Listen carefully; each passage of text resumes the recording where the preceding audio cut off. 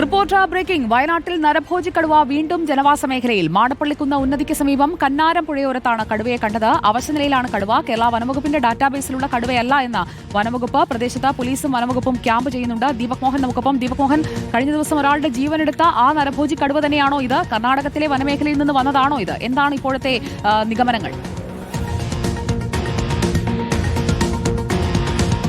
സുജയ പാർവതി, കഴിഞ്ഞ ദിവസം മാരനെ ആക്രമിച്ചു കൊന്ന അതേ കടുവ തന്നെയാണിതെന്നാണ് വനംവകുപ്പിന്റെ പ്രാഥമികമായ നിഗമനം. അതായത് ഈ കർണാടക വനാതിർത്തിയോട് ചേർന്ന് കിടക്കുന്ന വയനാട് വന്യജീവി സങ്കേതത്തിന്റെ ഭാഗമായുള്ള കുറിച്ചാട് റേഞ്ചിലാണ് ഈ കടുവയെ കണ്ടത്. കഴിഞ്ഞ ദിവസം, അതായത് ഇന്നലെ, ഈ കടുവ ആക്രമിച്ച സ്ഥലത്തു നിന്ന് ഏകദേശം 2 കിലോമീറ്റർ മാറി മാടപ്പള്ളിക്കുന്ന് എന്ന സ്ഥലത്തിനടുത്തുള്ള കന്നാരം പുഴയുടെ എതിർഭാഗത്ത് പുഴയ്ക്കരികിലാണ് കടുവയെ പ്രദേശവാസികൾ കണ്ടത്. പിന്നീട് വനംവകുപ്പ് ജീവനക്കാരെ വിവരം അറിയിക്കുകയായിരുന്നു. ഏകദേശം 4:30 കൂടിയാണ് ഈ മേഖലയിൽ കടുവ എത്തിയതെന്നാണ് പ്രദേശവാസികൾ പറയുന്നത്.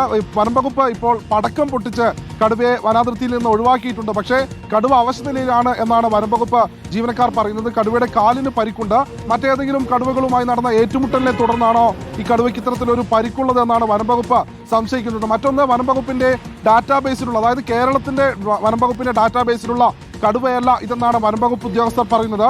അതുകൊണ്ട് തന്നെ കർണാടകയിൽ നിന്ന് മറ്റേതെങ്കിലും കർണാടക ഭാഗത്ത് നിന്ന് വനമേഖലയിൽ നിന്ന് കേരള വനമേഖല അതിർത്തിയിലേക്ക് എത്തിയ കടുവയാണോ ഇതെന്നും പരിശോധിക്കുന്നുണ്ട്. പ്രദേശവാസികളെ സംബന്ധിച്ചിടത്തോളം വലിയൊരു ആശങ്കയിൽ തന്നെയാണ്. കാരണം കടുവ കഴിഞ്ഞ ദിവസം ഒരാളെ അവിടെ ആക്രമിച്ചു കൊന്നു. ഇത് ആദ്യമായല്ല. കഴിഞ്ഞ വർഷവും ഈ മേഖലയിൽ ഡിസംബർ ജനുവരി മേഖലയിലൊക്കെ തന്നെ പുൽപ്പള്ളി അമരക്കുനി മേഖലയിൽ കടുവ ഇറങ്ങിയിരുന്നു. കഴിഞ്ഞ ആഴ്ച വയനാട് പനമരത്ത് കടുവ ഇറങ്ങിയിരുന്നു. പക്ഷേ ആ കടുവയല്ല ഇത്. ഇന്നലെ മാരനെ ആക്രമിച്ച കടുവയാണ് എന്നാണ് വനംവകുപ്പിന്റെ നിഗമനം. ഏതായാലും പ്രദേശത്ത് വനംവകുപ്പും പോലീസും അവിടെ ക്യാമ്പ് ചെയ്യുന്നുണ്ട്. പ്രദേശവാസികളെ സംബന്ധിച്ചിടത്തോളം എത്രയും വേഗം ജനവാസ മേഖല കടുവ മാടപ്പള്ളിക്കുന്ന് ഉന്നതിക്ക് സമീപം എത്തി. നാട്ടുകാരും വനംവകുപ്പ് ജീവനക്കാരും ഒക്കെ കടുവയെ കണ്ടു. ഇനി കടുവയെ കണ്ടില്ലെന്ന് പറയാൻ പറ്റില്ല. കണ്ട സ്ഥിതിക്ക് അതിനെ ഒന്ന് പിടിച്ച് ആ നാട്ടുകാരുടെ ആശങ്കയൊന്ന് ഒഴിവാക്കാൻ സാധിക്കുമോ? അതാണ് ഇനി അറിയേണ്ടത്.